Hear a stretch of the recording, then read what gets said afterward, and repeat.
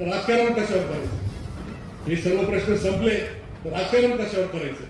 एवढ्या एका गोष्टीसाठी या सर्व कामांना ते अडवले. माझी आपल्या सर्वांना विनंती, आपण आता येणाऱ्या निवडणुकीमध्ये या लोकांना काढून टाका. गरज असल्या चांगल्या कामाला त्यांनी हरवायचं कामा नाही. अशा पद्धतीने आपण सर्वांनी काम केलं पाहिजे एवढी विनंती करतो. त्यांचे जर कामं पाहिले, जलतरण तलाव कुठे कोणाच्या वापरात आहे का? बस स्टँड कशा पद्धतीने वापरलं बांधलं तिथे आपण पाहिलं.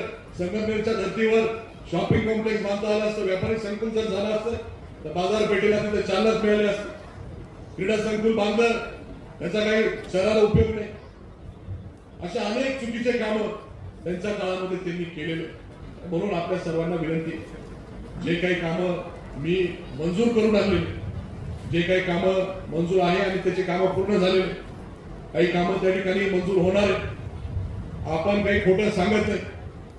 आपण जे